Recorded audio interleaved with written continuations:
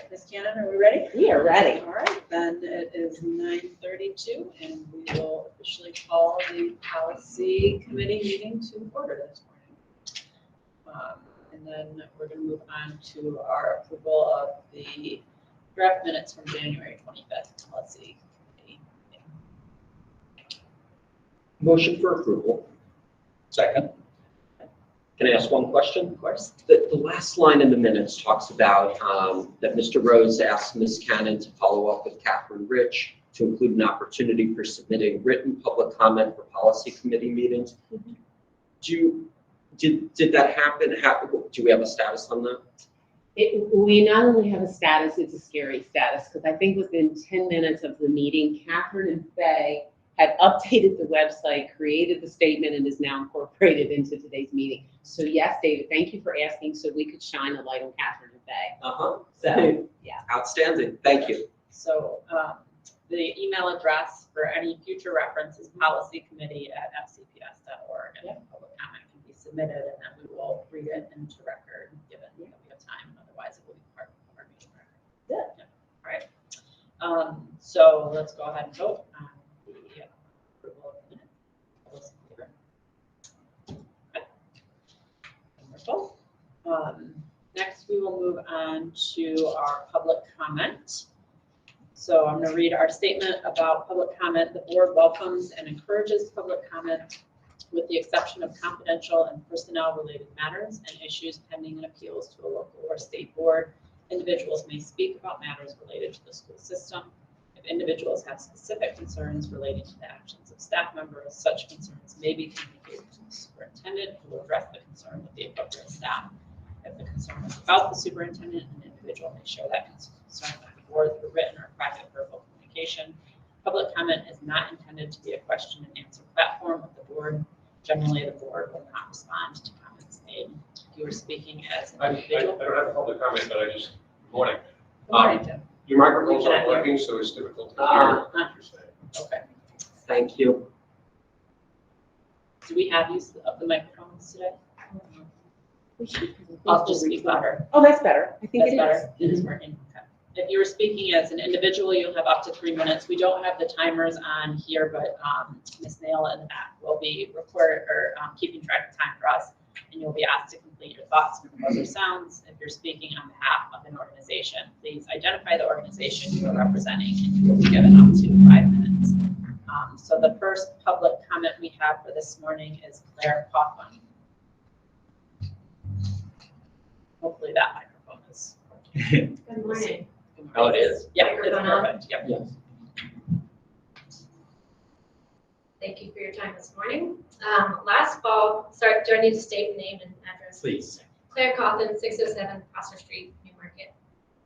Okay, so last fall, I advocated for a crossing guard for our school, Newmarket Elementary, as we prepared to have the bus service discontinued in our neighborhood.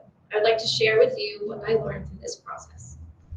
First, I encountered that the BOE and FCPS were very dismissive of my request. To be very transparent, I only received an email response from Mr. Young, and I understand he is serving the county in a different capacity now. Mr. Young responded that crossing guards fell under the responsibility of the sheriff's office, and Dr. Lebo echoed that sentiment. He also responded to my email inquiry stating the sheriff's office manages the crossing guard program in the county. When I pressed and asked who funded the crossing guards, Mr. Young replied, and this is a direct quote, "The funding for the crossing guard program comes from the sheriff's office budget and is an in-kind department income for the Board of Education." I will cover this in more detail later, but I must emphasize right now that this statement is incorrect. I am here today because the BOE needs to recognize that they are responsible for providing safe routes to school for all children, bus riders, car riders, and walkers or bikers.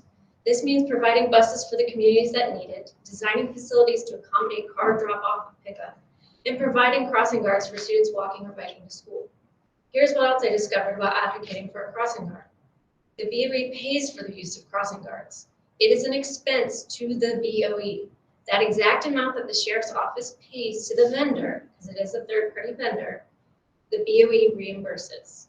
The sheriff's office maintains the contract for a third-party vendor who hires the crossing guards. The sheriff's office assesses a need for a crossing guard, usually at a school's request. In this case, it was the parent. and presents their findings to Frederick County Public School, not to the general public.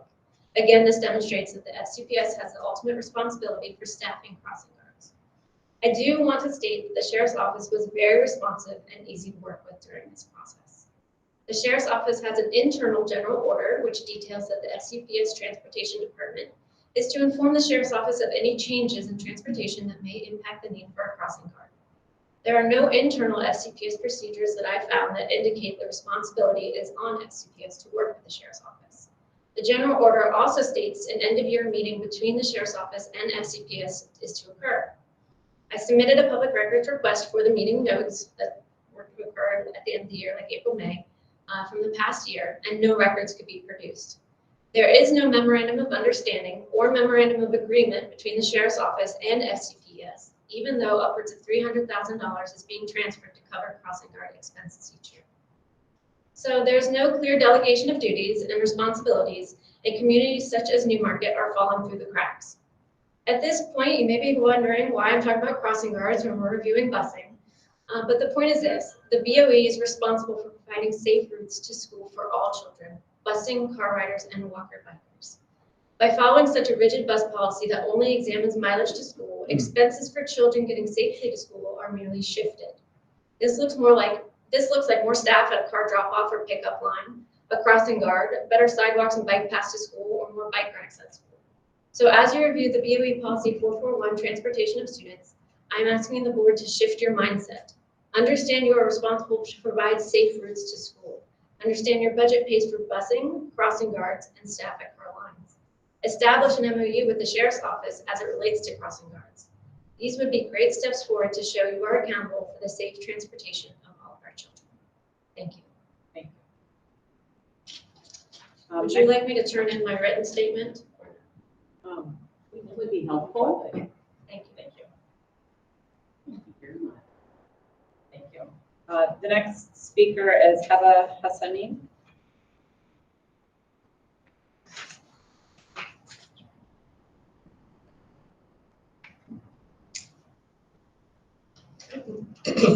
Good morning. Good morning. My name is Heba Hassanin. I'm the president of the Oakdale High School Parent Teacher Student Association. Claire had an amazing statement. I don't have any remarks prepared. I actually learned so much from Claire, and I really support what she's saying. I think in areas of growth, my kids go to Oakdale Middle and Oakdale High School, and it can be very crazy in the mornings with car rider drop off and kids crossing. And I've noticed that at least at Oakdale Middle, it's the staff who are out there directing traffic. And so I think she highlights a really important topic, and I just want to say that. I'm here actually to talk about school safety. I think the school system does a wonderful job. However, I've been advocating for a few years on this topic of the anonymous reporting system and our system's efforts at communicating and training our staff and teachers about how to use that system. There seems to be a disconnect between what I think we should be doing and what central office staff believe. But, you know, I really want the Board of Education to get involved as BOE members and study the issue and decide for yourselves what we should do. Because my understanding and the research that I've read is that creating a culture where students feel safe to report information is one of the best things we can do to prevent school violence. It's a best practice noted by the Secret Service. They produce reports about this. It's very well documented. And while our school system is wonderful at explaining that the preferred method for reporting that information is to go to a trusted adult, which everyone agrees is the preferable method. It doesn't, in my view, do as good a job at communicating that there are other methods, including an anonymous reporting system that the state created in 2018. And the reality is, unfortunately, in 2023, that as much as we want kids to talk to a trusted adult, Some will not, some do not feel comfortable, some, they simply won't. And we need to make sure that all of the information is shared with them, because we need this information in 2023 if we really want to be doing our best to prevent incidents of school violence and keeping our kids as safe as possible. I think that concrete steps, what we just did at Oakdale High School is we had, at the request of the PTSA and in partnership with the school, we organized the training during set. There was no instructional time taken away. It was a 30-minute training that was given to the students and the staff at the same time and presented by the staff at the Maryland Center for School Safety. That training happened on January 27th. In the month since it happened, kids have used the system. And what I learned was that, the information that's come in is that they either wasn't actionable or they already knew about it. And I think what the important takeaway is that kids used it in just a month. And what I'd like to see is that we develop a policy that says that this training occurs at every middle and high school. It would not be difficult to organize, and we wouldn't have this approach where some schools are doing it but not others because it's been at the request of the PTSA. I think there's a real equity issue there. It bothers me fundamentally that some schools have it because their parents advocate more or have more resources, and other schools don't. I think as board members, you cannot let that happen on your watch. So those are the comments I have, and thank you so much for listening. Thank you. And the final speaker who signed up for public comment is Peter. Right. Thank you. Good morning, my name is Peter Brem. I'm a volunteer board member for the Frederick Center and Frederick's LGBTQ+ resource. I'm here to comment on a couple things pertaining to policy 443. First, the Frederick Center is dismayed to learn about an effort to force the schools to tell parents and guardians about their child's sexual orientation or gender identity, which currently is prohibited in policy 443. The Frederick Center believes that a person's disclosure of their sexual orientation or gender identity is up to that person, including that child. And we know that on national statistics, 40% of homeless youth are LGBTQ+. The reason for that is that when children are disclosed that they're LGBTQ+ or are discovered to be LGBTQ+, a lot of them are kicked out of the house or subject to harmful behavior inside the household, causing them to leave. So again, policy 443 says the school must keep this confidential, that it's up to the student to disclose his, her, or their sexual orientation or gender identity to their parents or caregivers. And we think that that's wise for the reasons I've cited. Second, a letter from Leif Culligan of the Linganore High School wrote in her role as co-president of the Linganore Gender Sexuality Alliance, a very helpful letter asking for clarification about wording in policy 443. And I commend the policy committee for taking up the questions that Leif is asking, because I think it would be helpful to clarify her questions about that. She has a couple wording questions, and then she concludes by asking whether or not private restrooms or a gender neutral restroom would be useful. The Frederick Center, understanding the financial and process issues surrounding the inclusion of gender neutral bathrooms at high schools or schools in general, needs to be discussed and reviewed. We would recommend that that process of including gender neutral restrooms in schools be started. So we advocate for that, but again, understanding that there are financial as well as process issues surrounding that, and that it's not wave the wand and next Tuesday we have gender neutral bathrooms in the schools. Thank you. Those are my comments. Thank you. Thank you. We did receive one written comment to the public comment, which I will read into record. Submitted by Brooke Faulkner. Good afternoon. I would like to submit the following email and report link to this email for your policy committee meeting occurring regarding policy 441, transportation of students. She did link a report from, a transportation report from MST. Yes, I you still cannot hear. All right. Is that yours?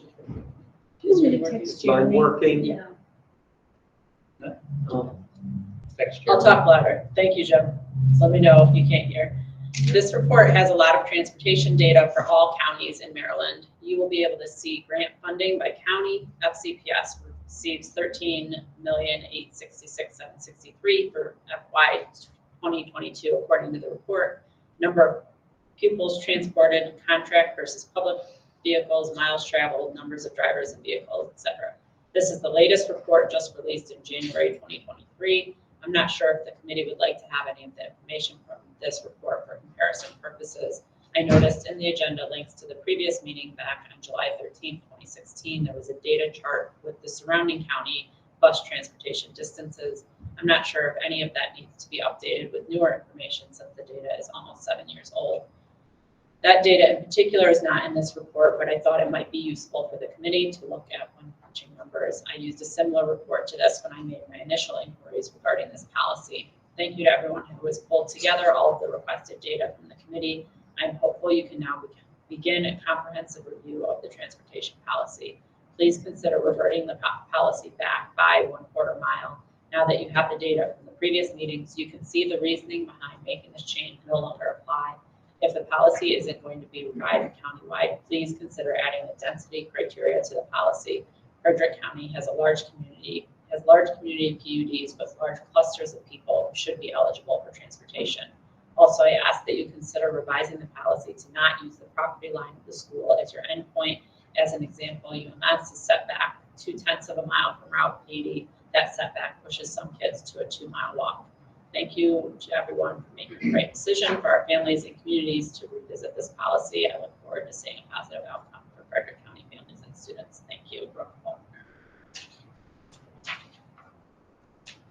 You ready for Steve with the agenda? Yep. Okay, so the first item is policy 441, transportation students. And I, at this time, like to ask Dr. Lebo and the transportation team to come forward.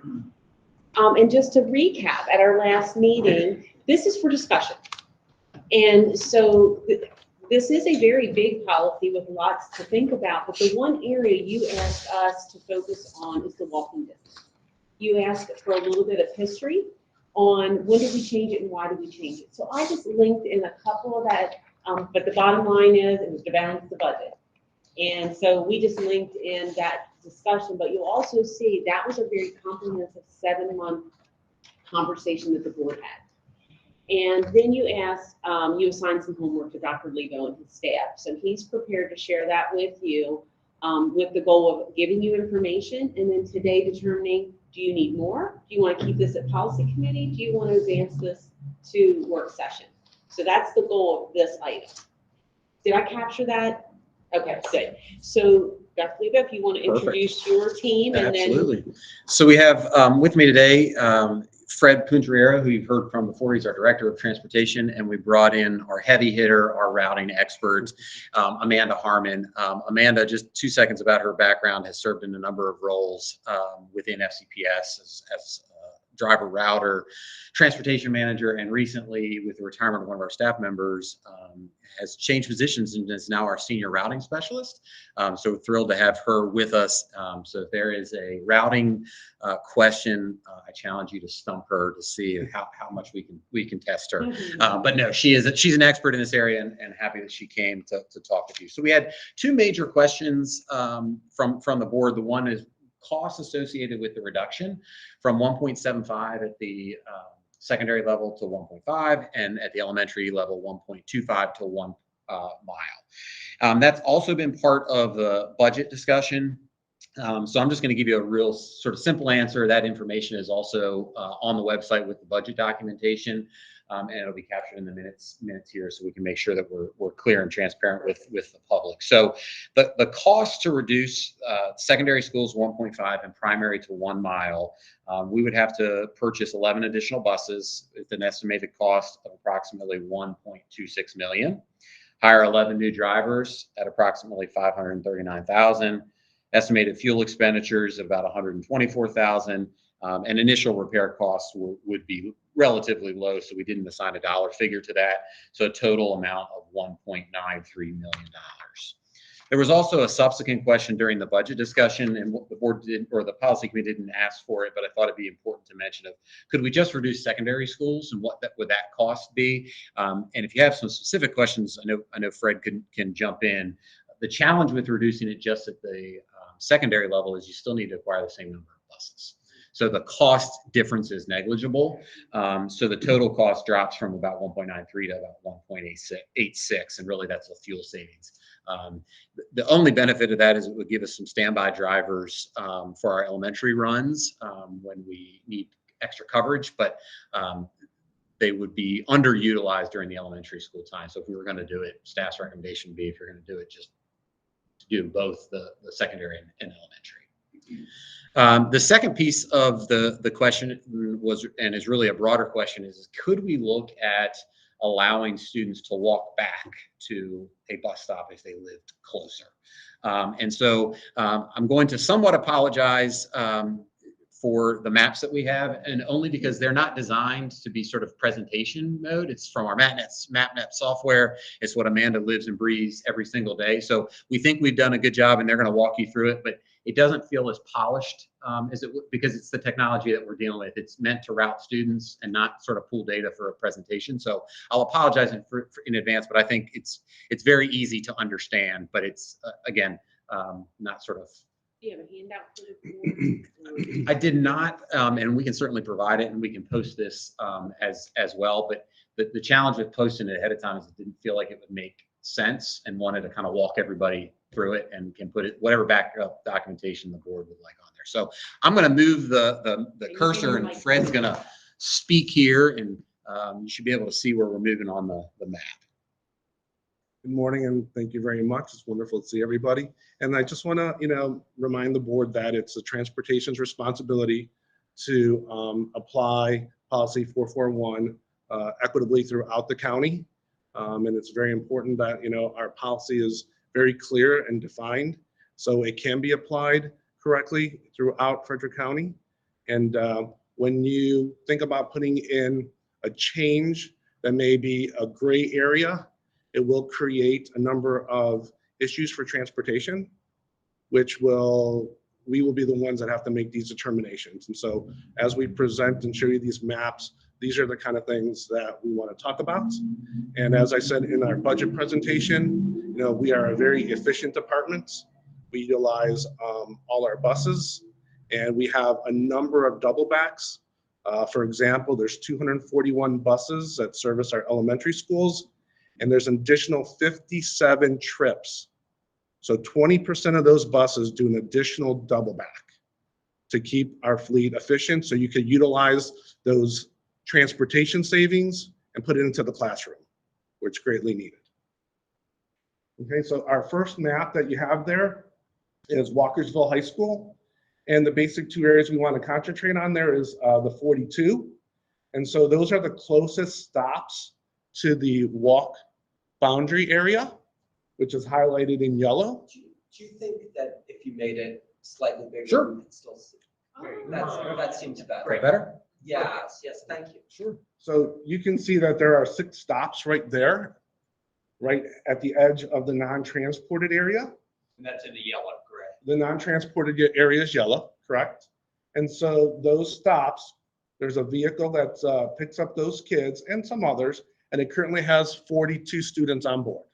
So you can add another, 10 students. But you can see a small polygon there in pink that's highlighted. Those students that are in the non-transported area, there are 59 students that reside in that area.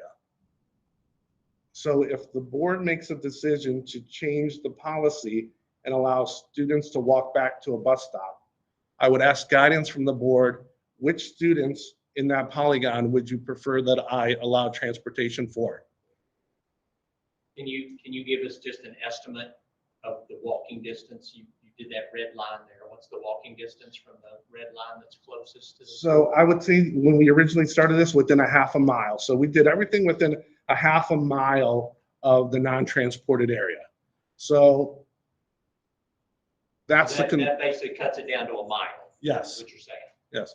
So, you know, I previously worked for a county that allowed walkbacks, and it created a number of issues where students would walk back to a bus stop, then the bus would become overcrowded. We would have to then do bus passes. We would have to concentrate on growth. If students moved into a community, we'd have to look at what kids would have to be removed. 3 months later, I would receive a complaint from a parent saying, my child's been riding the bus for 3 months. Now you're removing them, and I've worked my work schedule around that. So when you create that gray area, as I said earlier, you're going to be putting this additional determination on transportation, who gets to ride and who doesn't get to ride, how long do they get to ride, and it will create some concerns, some issues. So that's a perfect example of one of our buses right there in the Walkersville High School boundary area that could take 10 more kids. But as I said, out of those 59 students, which ones would you like me to put on that bus? How many open seats are on that bus that's currently picking up 42 kids? So it's not about how many open seats, it's about the capacity of the bus. And so our policy, our regulation puts targets in. So realistically, if you add 10 more students, you're looking at 52 students. The buses are 11 rows, there's 22 seats, 2 students to a seat, that's 44. Of course, students come in different sizes, and our target's around in the 50 range, middle 50, based on the regulation that we have. So you're looking for approximately, when we look to route 48 students in preparation for any additional kids that get added during the year. So we don't have to make accommodations and move stops around. So we prepare. So in this situation, like I said, you could add 10 more kids, 10 more students if you'd like, but which one of those 59 would you like me to put on that bus? And a lot of our non-transport areas for high school and middle school are the same. So when you see the next map for Walkersville Middle School, it's the same polygon. There's not much changes, and it creates the same situation. The community next to it right there are the same stops, same 6 stops. There's 47 students currently on that bus, and there's 52 students that reside within the non-transported area. So which 8 would you like me to put on the bus? And one of the things that's very important, Amanda and I went through all the maps, and to determine who could and who shouldn't in that area, because as we all know, safety is our priority. There are some of our polygons where it's just not safe for a student to walk back to. There are no sidewalks in place. A lot of our communities are rural. So most of ours are house stops. We're surely not going to invite another student to be on someone's driveway. And those are the kind of things you have to look at. We don't allow some students for example, in the Spring Ridge Elementary School area to walk back under the underpass on Route 70. We don't allow students to walk back to Bogman's Lane for Frederick High School, for West Frederick Middle School, for Parkway, because they have to cross multiple ramps and go under 15.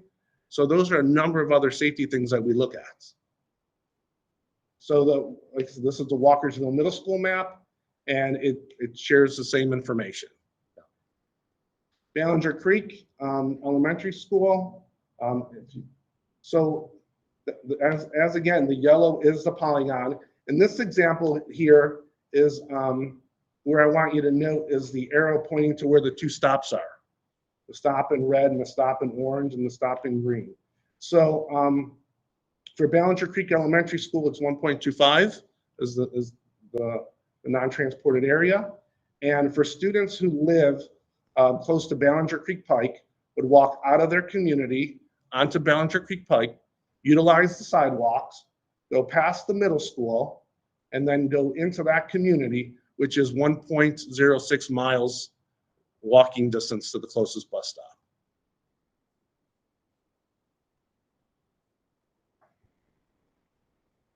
Monocacy Middle School. So The school is right down there.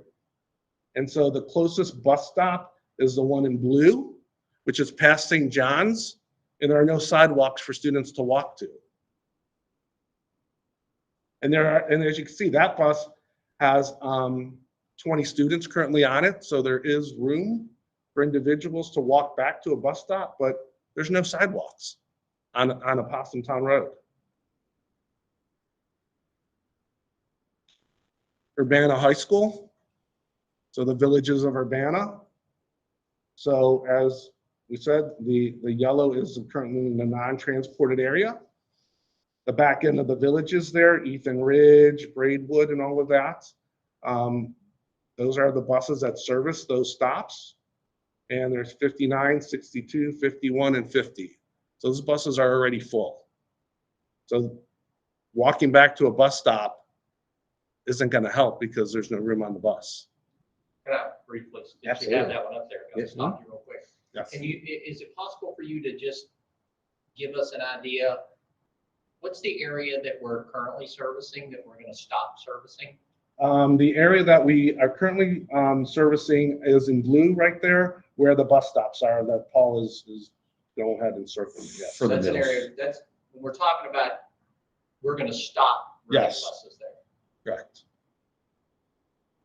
They would are the non-transported area for Because this. coming school. they're currently within the 1.75 miles, and we have been temporarily for the last 2 years. So I'm gonna try to remember history best because I've been the director here for 11 years. So a lot of the decisions made around the villages of Urbana had to do with the traffic situation on Route 80 going into Centerville back in the day. So and so it was decided based on with Frederick County Sheriff's Office to transport some of those areas to relieve congestion on 80 going into Centerville. And we knew that many years down the road that 80 would be widened, new traffic lights have been put up, crossing guard there on 80, and a number of other safety amenities that have been done in that area.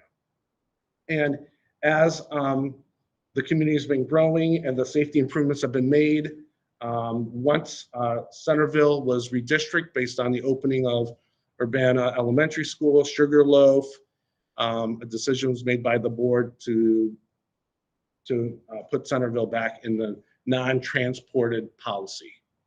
So with that being said, at that point, we went to the board and asked them that since these changes have now occurred on 80 traffic lights and things of that nature and safety amenities, can we go back and look at the other communities because they were put on hold due to the same reason because of Centerville.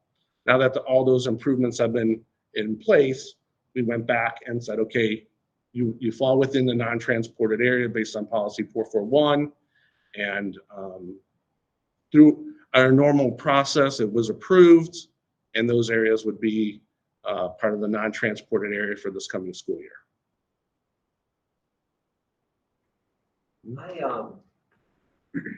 I feel like there's part of this that I didn't understand. We're saying that there's students there in the villages attending Urbana High School who lived less than 1.75 miles who were receiving bus transportation. Correct. Back in the days, yes, Including this school year? correct. Yeah. Yeah, and just to confirm, based on previous guidance that Route 80 was not safe to walk. Based on the Route 80 being a road that was going to be widened, traffic signals were going to be put back in. And it was done that way because parents would be waiting on Route 80, which wasn't widened at the time, for Centerville, which created a backup on Route 80.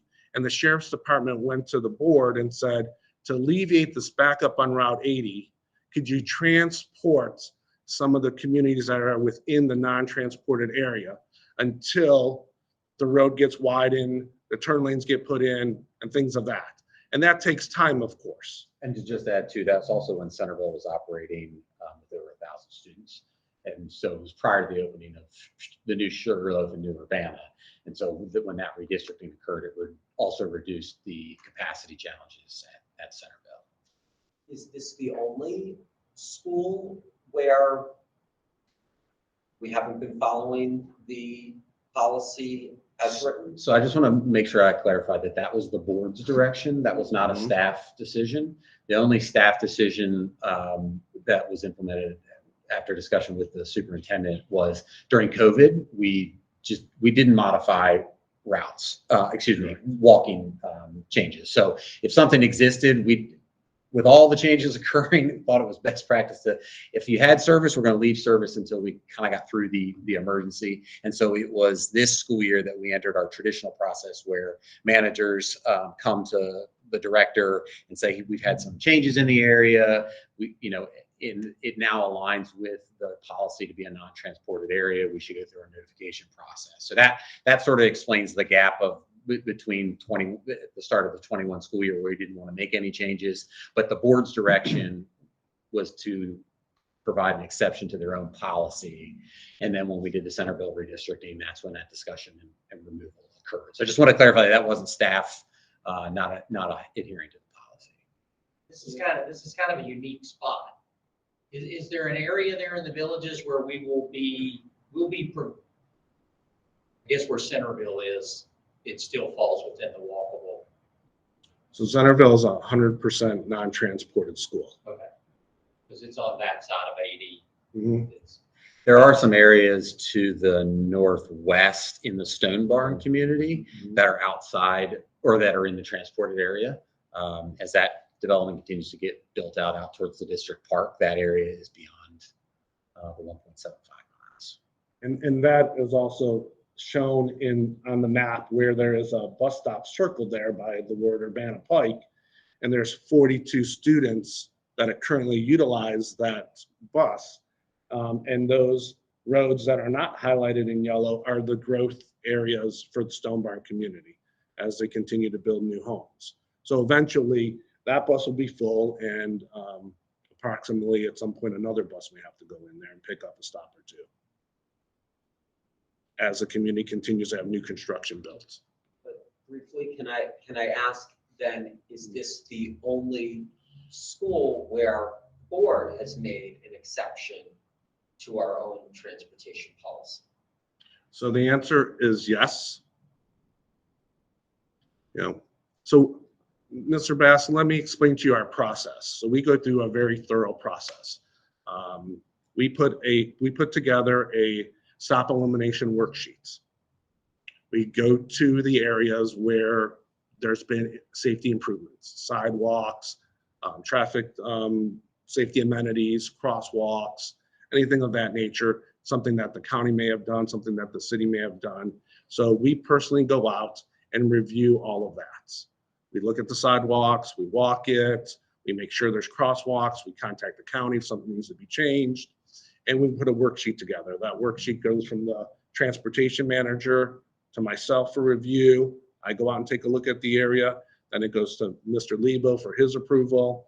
If he seems that it's within the policy and it provides a safe walking route based on the guidelines established, then Mr. Lebo then discusses it with the superintendent, and the superintendent always makes the final decision. Because there are some areas, Mr. Bass, that would be within the non-transported area, but we do not consider them. I'm going to give you an example. Orchard Grove Elementary School, right behind the CVS and the Wawa there, they are within the non-transported area. But do we want an elementary school student crossing 6 lanes of traffic? So even though 35-mile-an-hour road. Right, and it has a traffic light and it meets the guidelines. So my responsibility is to, once again, make sure that the policy is applied correctly. And so that was presented to Dr. Lebo, and he presented to, at our time, it was Dr. Albin, our superintendent, and she made it quite clear she does not want elementary school students crossing 6 lanes of road, even with a traffic control device. And we felt that, and part of that discussion was, well, maybe it met the exact letter of the policy, did not believe that that was the board's intent, given all of the competing factors. It's a very unique scenario in the county, and it's the only one I think that we're aware of at the elementary level that would have had those conditions. And that was and there's now even a sort of little mini exit ramp that's at that light that you cross to then cross the 6 lanes of traffic. So we felt like that was a no-brainer and could certainly justify if the board said, is this really aligned with the policy? And just to confirm, this situation was at the urging of the sheriff's department initially. Yes, it was before my time. So Amanda's nodding her head, she would know. And so we just have one more example. Again, we went through every map, and Mr. Rose, I was like, oh, this is going to be an easy win for us, right? Like, we think we could make this work. And I was shocked how complex, even though, I like to consider myself somewhat well-versed in their work. But as we went through it, again, just reiterating how complex. I'll just give another example where we don't have a map of the Windsor Knolls community. We're at the backside of the Windsor Knolls community that goes to Windsor Knolls Middle. Again, you abut a very rural area. And so there is no place to walk except for through the woods into somebody's driveway for a stop. So, yeah, again, what I thought would be a simple, yes, we can do this. It does come with challenges, and staff can certainly work. If the board's direction was, we want to figure this out. To Fred's point, we would just really need to have some clear guidelines as to how you would want this implemented. So there's no question. But so last one is just Ballinger Creek Middle School, and I think it's a similar theme. Go ahead. Right, so for Ballinger Creek Middle School, right down there in the blue area, where you see 1.05 and 1.21, those students, there in the yellow that I have circled in green, they would have to walk out of their community and then down New Design Road to walk back into the community to access the bus stops. So I did want to share with you that walking distance is 1.05 miles. So it's, of course, just about three quarters under, but you're walking away from the school and back on New Design Road. So those are the other situations that you have to look at. Right now, they're in the non-transported area. They're walking within their residential community to the school. And one thing I want to point out in the policy, we were very intentional when we brought this before, there is language, Mr. Bass, to your question, that says the superintendent can make exceptions. Mm-hmm. And it talks about safety concerns. So that was intentional, and that's used very judiciously. It's a very high standard, but we recognize we are the largest landmass county in the state. So with that, so I wanted to point that out. And of course, then the other thing, you had indicated you wanted information about cost if you modify, and then could we, look for a win with the walking to a bus stop? That's the information there. Is there anything else you feel like you want us to study to bring back? No, I just want, as Dr. Lebo said, I was trying to think out of the box there, and I appreciate the thoroughness of your presentation to explain the drawbacks of that issue. So thank you for taking that on. I appreciate that. I do have one question, is that and it's rhetorical. We use the exact same scenarios for walkers as you did in this presentation, saying, look at what they would have to, there's no sidewalk, there's no, we use that exact scenario to determine whether they're walkers or not. Yes, it's very quite clear in the policy that it says that you've got to have a suitable walking path, which could be off the travel portion of the roadway or a sidewalk. When one of the things that when we're looking at removing transportation based on the policy, I always look at our communities that do a lot of crossing, right? So, and and I'm going to just throw a few out. Think about the Hillcrest community.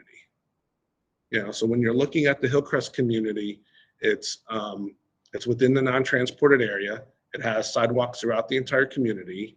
There they're 100% non-transported, and they have multiple crossings that they have to do, which under policy 441 is the responsibility of the parent to ensure that their child gets to school safely. Think about the Parkway community, right? Years ago, Parkway was a completely 100% non-transported school. They have one bus that services that community, and they've got to go through a residential downtown area, which is all homes. There aren't any, businesses or complexes that they've got to cross. But, so when we're applying the policy equitably throughout, I look at what are we doing, in our other areas that are, that have traffic, just like every other community, that, our students have to do with inclement weather.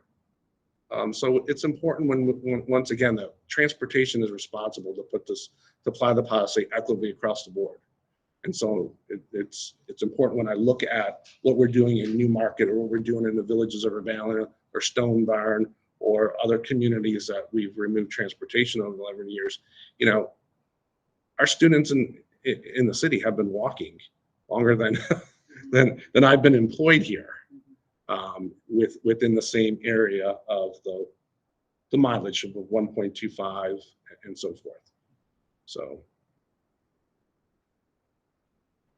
what's the pleasure of the committee as far as next steps? I apologize, Mr. Beers. Okay. A couple clarifying questions. You went through the finances fairly quickly. I want to confirm that the total amount is about $2 million. Yes, sir. If we were to decrease the whole policy by 1/4 of a mile. Correct. I wanted to ask, in terms of the 11 additional buses, if the board were to implement a new policy, I guess, or modification for September, what's your level of confidence that we could purchase the 11 buses in time and have the drivers in place in time? So to answer your question, the buses aren't coming, honestly. And the reason why is because based on the supply chain issue, production on buses is over a year. The buses that we're getting delivered this summer, we ordered last August. We were told by the manufacturer that they would be built September of 2023. So those buses then would arrive in December. We are going to get them this summer because I pressed very hard. And I'm trying to determine right now about ordering buses for summer of 24. And as of right now, there's no pricing on the buses because they're being redesigned. They can't tell me when the production line will open up so we can get our order in. And so you're looking at least 12 months to get the buses in. So concerning your question about getting the drivers, as I shared at our budget presentation, we're doing okay, but we're not in the sense of where we can continually to get drivers for that. We're going to be adding buses, Mr. Bass, this coming school year based on when our situation prior to COVID. The transportation department had 362 bus routes prior to COVID. And based on everything that's, of course, has happened with COVID, we have parents that haven't utilized the bus, are coming back, are being added as the middle of the year. We're getting more growth. We're adding more double backs. Yellow Springs Elementary School, we've never had double backs there. We have double backs now. We have high school double backs, middle school double backs, and elementary school double backs. So then realistically, if we were to modify this policy, we're probably looking at implementation for September 2024. Easily, yes. It's like, so we're going to add buses back this summer. I can tell you right now, I'm going to add 3 special ed buses. I'm going to add 2 buses in TJ service area. I'm going to add a bus in Linganore. We're going to add a bus in Frederick. So I'm already, I foresee us adding 10 buses back into the fleet. With no policy change. With no policy change. Yeah. And the reason why those buses, I'm not asking for those buses is because I prepared for students returning. So our fleet is still at the same size it was prior to COVID, because I could have easily sold the buses, but I know that I'm not going to get the buses based on budget requests. I know that the production schedule is way behind, and the cost of the buses. I mean, I budgeted $121,000 for a bus, and I can't even tell you if that's going to be on because I don't know the price of the new bus. And I know, at least the data I have, I think is old, but I just want to confirm though, just for the public, that from the data that we have, other than PG County and Montgomery County, we have the longest walk. Well, maybe. It looks like Howard County's going to adjust theirs to 2 miles for high school. That's actually a discussion they're having this week. So we might, I believe you are correct right now, but that might change in 2 days. Yes, you're correct. We're in the ballpark with them, but Howard County is meeting. They are planning to change their non-transported area. So elementary school will be a mile. Middle school is going from 1 mile to 1.5 miles, and high school is going from 1.5 miles to 2 miles. Also, what they're doing in their change is currently in our policy. We endeavor to create bus stops 1/2 mile from a student's location. They are changing that, where their 1/2 mile will now be 1 mile. And they are also continuing to add the property line. So, as our policy states, property line to property line, right here, for middle and high school, property line to property line is already current practice, and they will continue that. And as I said, the upper allowable limit of a distance to a bus stop will also increase from 1/2 mile to 1 mile. So students will walk approximately up to 1 mile to get to a bus stop. And their changes are for a number of reasons. One is their bell times, and 2 is their driver shortage, which isn't going to go away anytime soon, because this is always an ongoing, relentless process, as I've shared, in hiring school bus drivers. I surely can send, Mr. Lebo has access to the training spreadsheet since I've been on board to see how many drivers we continue to try to hire and keep. We currently have invited 89 drivers to class. And we still have, and not all of them, of course, came to class. Some dropped out. We currently have 6 vacancies, and we're still short 12 additional subs to manage our daily needs. I want to be mindful of time for your agenda, and so, Ray, Ms. Gallagher, would you like me to move forward? I think so. I don't know if we can reach some determination about when, there's obviously budgetary considerations that we haven't included in this current year's budget proposal. And there's obviously some hiring and purchasing constraints, and so maybe there's a time frame. I think we're generally in favor, right, of considering the reduction in walking or in That was gonna be my distance, question. but yeah, but maybe we bring it back to the full board at a particular point in time between now and when we might have to start making some purchasing decisions for 2024. I just wonder if there are big advantages to, if this is the interest of the board, to allocate the money in this year's budget. Even the longer we wait, right, it feels like it becomes more expensive. That even if we're not able to get the buses immediately, waiting till next year's budget cycle, the buses will only be more expensive. I guess I'd like this to come to the full board soon so that there's a possibility of including it in this year's budget. That's what I was gonna ask, if we could just take it to work session. Well, you have 2 options. Yes, we absolutely can put it on, and it can bump some others that are in the queue at work session if you want to elevate this as time sensitive. Also, you have an option tonight to raise it in policy committee update when you do your updates. So that's your golden nugget on the board agenda, that if you want to apprise the board and update them, and then they can then elevate it if you want me to bring it and schedule it for the March work session as an item for them to deliberate and respond. That sounds good. I'll provide an update during the policy update anyway. Yeah. Tonight on everything we talked about, so. We can put it on work session. Second. So do you want me to draft you're going to provide the update certainly tonight. and then go ahead and draft for a work session item for the first meeting in March 8th. March 8th. Yes. As a priority topic since it's budget Wish sensitive. us- I would say yes. I can do that. Knowing the agenda, I wish us luck. Yes, let's try it. Okay. Thank you very much.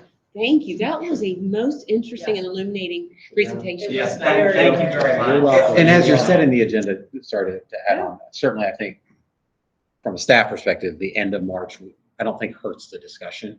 So I want to throw that out there. If you're, So if March you're, 8th or March 22nd. right, as you're finalizing that agenda with Ms. Johnson and Dr.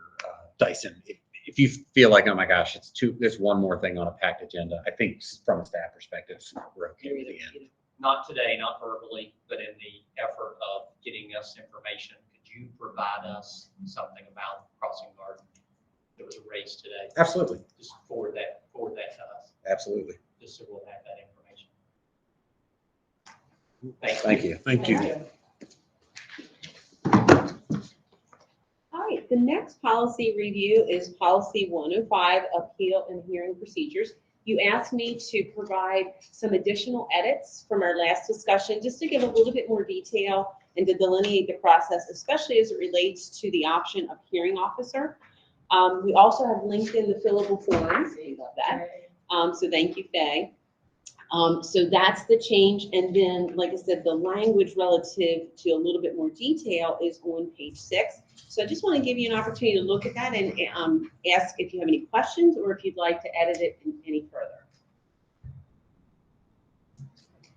For me, I think these changes are good.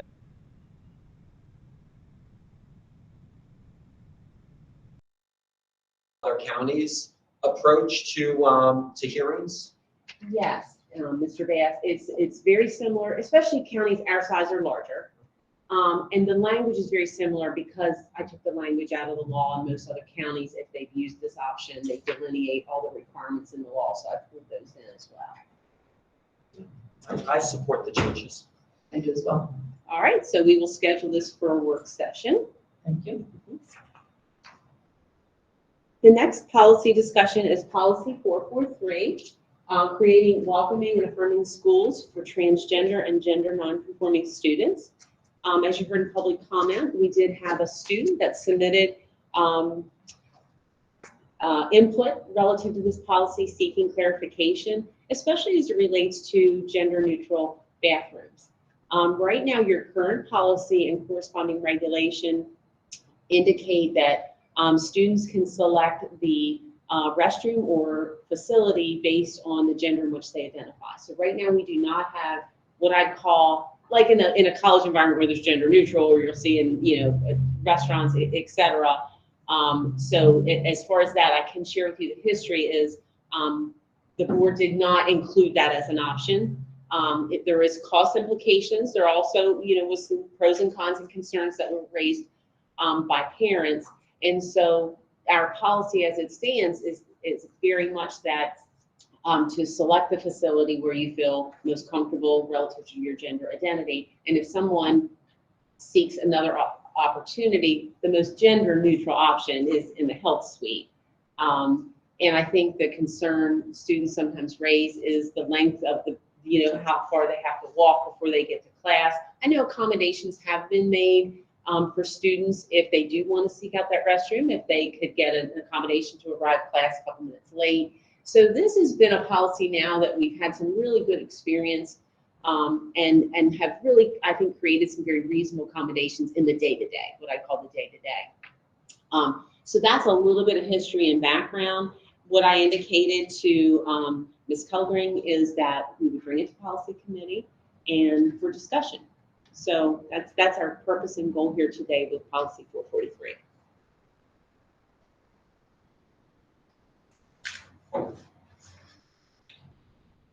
I have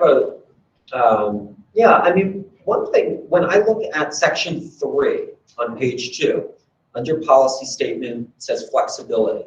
And there's the sentence, quoted from the middle of the sentence, but school staff are authorized to work with students to provide options that may support a student's needs. So I do think that the policy gives the principal latitude to work with this student that, I don't know, if there is a single stall bathroom that the student wants to use, that, you know, that there's, that flexibility is called for, and school staff are authorized to do that. Yeah, I mean, I agree with that wording, or that. I think part of the student's request is whether we would consider implementing gender-neutral restrooms across the district, not necessarily at her particular school, but advocating for us to at least consider whether that's a possibility. And I mean, I think about just the wide range of facilities we have within our schools. I mean, Mr. Rose and I were just at Brunswick High School last week, and just thinking they don't even have restroom facilities on the second floor of their building for staff use. So even just considering like the cost implications, or whether it's even possible to assign a particular restroom within a school community to be gender neutral, I think that there are probably a lot of just cost and facility considerations that we would need to consider if that was something that we were even considering. I didn't necessarily read this as the student was advocating just for Livermore, but as a policy change across the system for us to consider what the implications would be.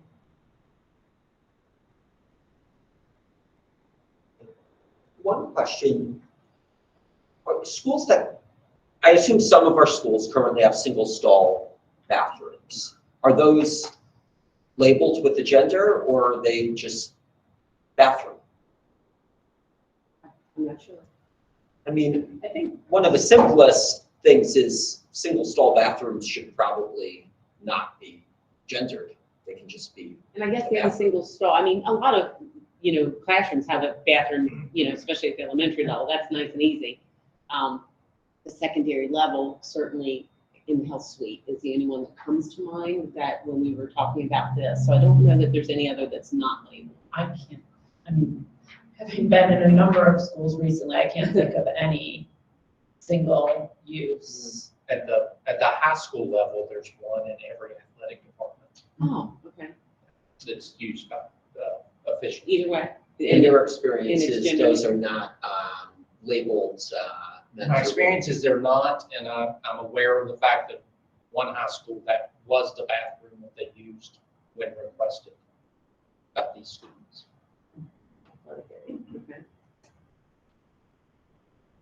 Would this be additional information that we would want to request from facilities, maybe across the board, I think so. to help? I mean, I think we it'd don't be have to good make a I think it'd be decision. good information to have. Okay. Our experience so far is the bathrooms I've been in Mhm. have had 2 stalls. At least. But I think it would be good information to have if we have any current facilities that are single stall. Single stall. Mhm. My Single other question, part of her email, and I question somewhat where is about non-stigmatizing alternatives. Mhm.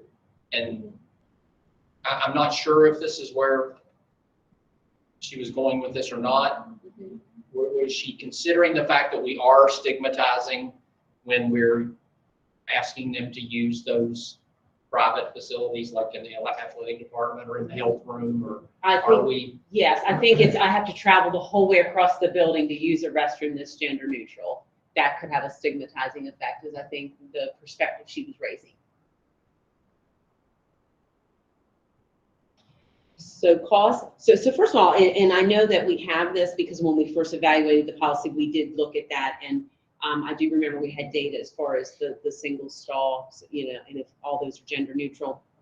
And then 2, the availability of, is there an area that there is a facility that's already existing in some of the schools you could make gender neutral, or what would be the cost of adding that to the school? And do you want that for just secondary? Do you want that for all schools? How do you want to start with looking at that data to drive your further conversation? I think we should include all schools. Okay. Responses come up, so. And would you like that information first brought back to the policy committee for further review?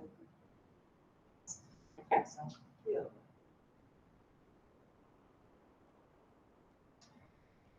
I know that this, I mean, the questions we're considering are driven in some ways specifically by the email we received from this particular student. But I guess for me, I think it's also worth saying, I think there are advantages to having single stall bathrooms in schools for use of students who are cisgender, transgender. I don't know, just the privacy, I think is an advantage to have available to all students. Well, and just to clarify, any student that has requested the accommodation of using the bathroom in the health suite, or can I have a couple extra minutes to get to class, we have accommodated. All right, well, we will give Raymar, or we will give Paul Lebo a little bit more homework. Wasn't that a little slip? What made me think of Ray? I don't know. So we're gonna give Paul some homework, and then we'll bring this back to you. I don't want to say, I'd love to say, you know, we could do March 22nd, but let me see Paul's workload, and I'll make sure he gets the assignment. Thank you. Okay, and then the final item, and I have a handout for you. This has to do with just getting a little direction. Your current policy 114 talks about us doing a 3-year cycle policy review, the 100, 200, 300, 400, 500s. And we were merrily along our way, and we've done a really good job. But as you look in that section 114, it says that the policy committee can deviate when time-sensitive issues, then legislation happens, things like that. So we got a little off cycle on some of those, but your policy allows you to do that, just like you elevated and prioritized something today. And so Ms. Gallagher and I were talking about what is the grid of the policies policy committee has reviewed since its inception. Policy committee is only a couple years old. And then where do we want to go with making sure we review the ones we haven't reviewed yet? And one thing we pondered a little bit was, you know, we don't meet in July and August. And July and August could give us an opportunity to have what I call a workshop day to look at the ones that really just need to be reviewed and reformatted. But this is a handout just to give you a little idea, and we'll certainly upload this and put it in a minute. And this is presented, you know, for information and direction, and we can, you know, bring this back up as far as to see kind of the intent and your direction as we move forward. This is something that Ms. Zimmerman created and maintains as far as, you know, the policy list, a list of all your policies and when we've reviewed. And then what we can do also is look at if we would give you a priority order of ones that would be next time-wise in your cycle. And then, like I said, we can look at maybe setting aside a separate day and time to maybe just kind of have a workshop day. Because if not, you see like today, and we have some other policies in the hopper coming around the way. So just want to give you like a current state of things, and then looking at your policy, where is it that the policy committee would like us to follow you next? Yeah, so I mean, I think just considering, you know, we've already had some discussion about making sure we get back on track with our 3-year review cycle. And so I think we can make a recommendation around, do we want to do like some work sessions so that we can get that caught up? Or do we want to follow a different strategy on, you know, the policy committee will look at this section of policies at our next meeting and get those updated and look forward through our meetings through the year and get them scheduled out. So there's options. So the goal of the work session would be to get through several, more than the 3 or 4 policies that we typically do.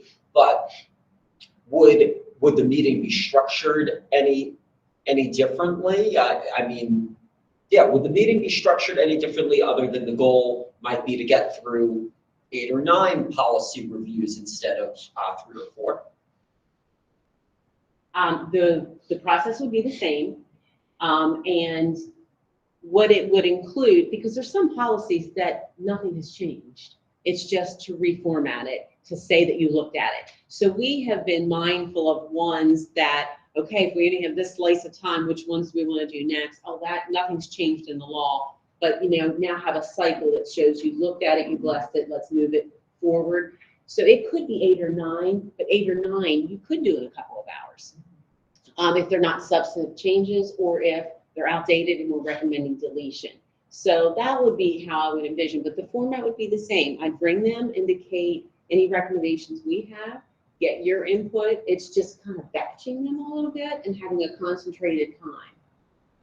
I mean, I can support batching them. I can support having a goal of getting through more policies in one meeting. But, I think we should do this at a similar, I think it should be in a meeting with, public comment. And, Oh, yeah, it would be a policy so- committee meeting. Okay. Yeah, So- it has to be. So it's a policy committee meeting just with the goal of getting through reviewing more policies than we typically do. And possibly scheduling some on months that you don't typically meet. Yeah, I mean, I support that. And how would you envision we would batch them?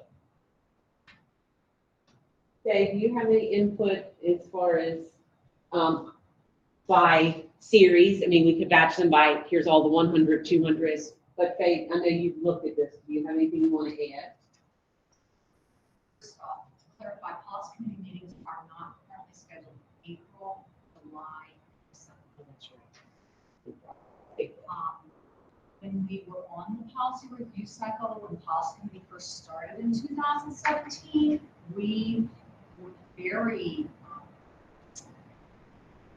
progressive with the 100 series and the 200 series. And then we started on 400 in COVID. Yeah. I don't believe we touched some on 300, but I don't think we ever got to 500.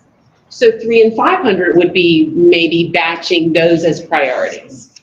I mean, I think that's reflected in the report that you provided us. If you look at the 100 and 200s, they're all circle around the 17, 18 cycle. And of course, 100s are the most board driven. And so that doesn't surprise me. And 200 are the operations.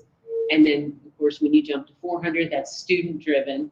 So 300, it's usually personnel related. 500 is your curriculum. So we could first start with your 300 series and then go to your 500 series. Briefly looking at this, I actually think there's some 400 series that are in desperate need of review. Suspension and expulsion is a critical issue for the board to review. It says it hasn't been revised since 2006. So Yeah. that surprises me. So the regulation was updated because that's all your detail. That one's probably just a very broad policy statement, but point well taken. I mean, like I said, and that's why I think when you kind of look at the ones for, review, you could, batch these in 300, 400, 500. Or we can come up with a list and you can say, we first want to handle these, because I think it would be helpful if we had titles of, in the 100 series, are there any that we haven't reviewed? But I think 100 and 200, you've had a pretty comprehensive review. And so we can give you a list next time, and then you can say, Jamie, let's batch it this way and see how we do. Yeah, I mean, I do think total number of years that have gone by without review is one of the main criteria we should follow. And unfortunately, right, we haven't followed the 3-year cycle exactly, but if we can get to, I don't know, either policies that we haven't reviewed in the last, maybe we have to set it at 10 years, or at least, or ideally that we haven't reviewed in the last 5 years. I would like date of review to be one of the main factors in determining what we look at. Oh, okay, I like that. Okay. Yeah, I agree. I mean, just looking at the 300 series, there's an enormous number that haven't been reviewed ever since Mhm. 05. Mm-hmm. So it's true. Yep. I think that should be the top priority on mine. All right. How long? So looking at each of the categories and look at date review, and the ones that have their oldest, and as far as not being reviewed, those elevate to the top is for priority. That gives a nice algorithm. So, And, you know, we have kind of our lump page on fcps.com that lumps all the policies. yes.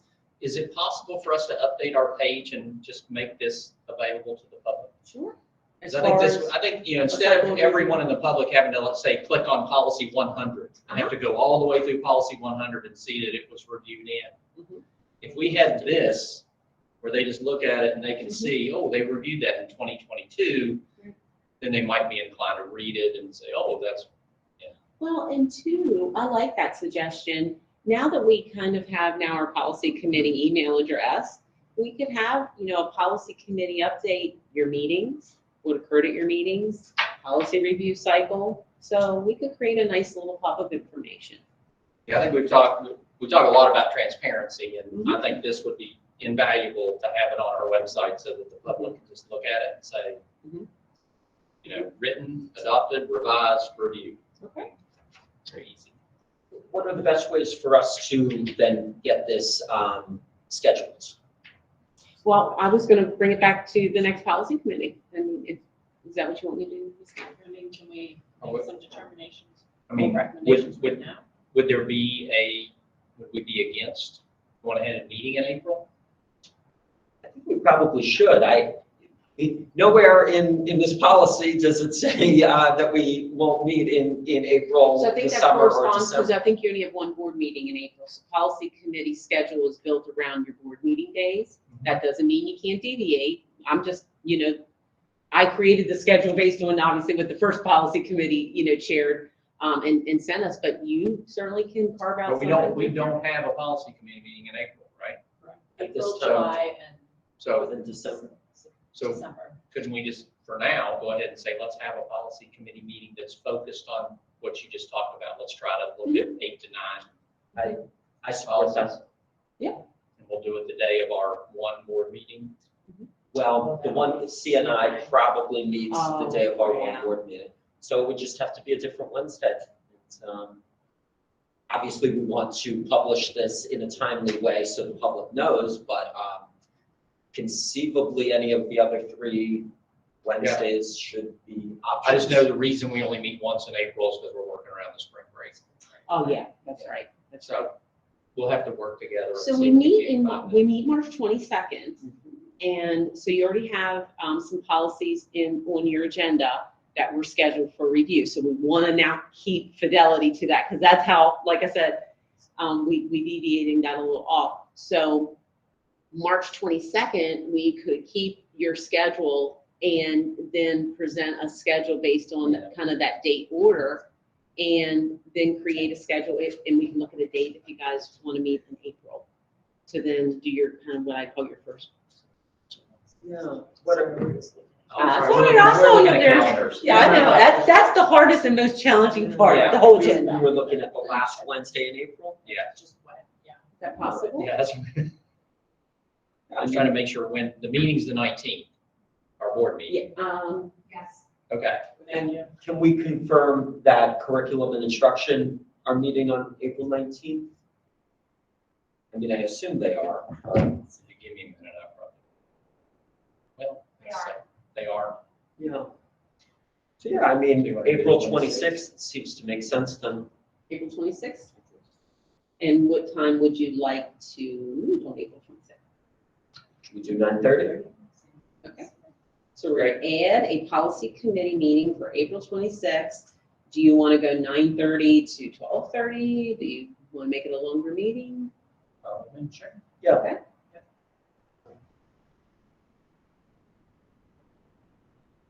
Great, thank you. Would we want to consider any modifications to policy 114 at this time?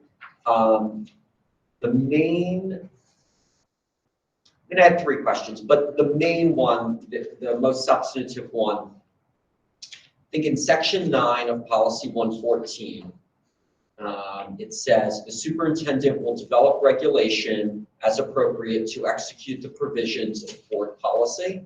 And I just wonder if we want to put a recommended time frame on that, where the board would look for the superintendent to put out regulations within a particular time frame after the board passes a policy.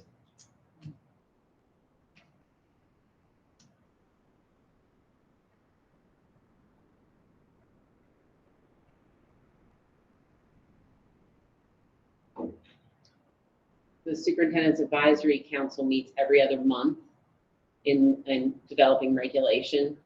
And of course, that's very staff-driven.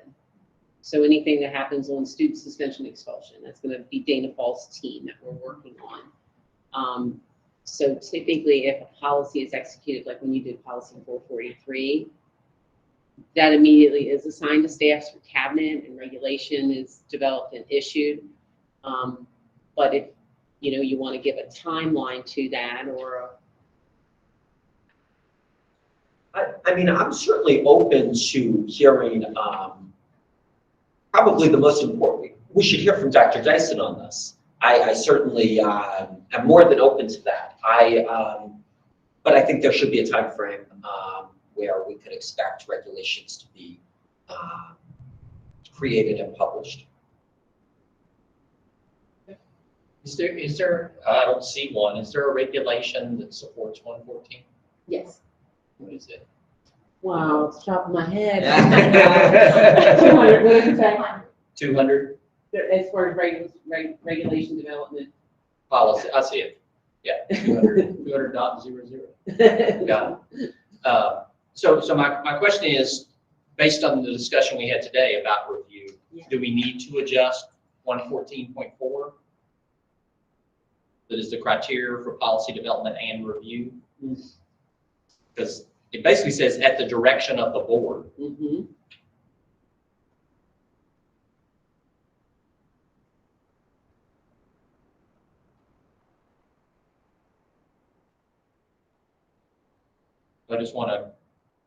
I want to clarify the other time, like the other times that we will review policy.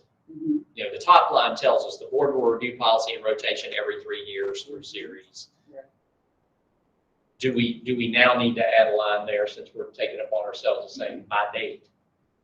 Yeah, I think those would be in concert with one another. If you're Yeah. saying that it's by a certain date. Now we're saying rotation by series, Mhm. time sensitive, changes in law. Should we also add by last date of review or something like that? Just so it's in the policy. In I one like of that. those Yeah, letters. that's well, basically the top paragraph, because the top paragraph is the one that gives the policy committee specific rights to review. Correct.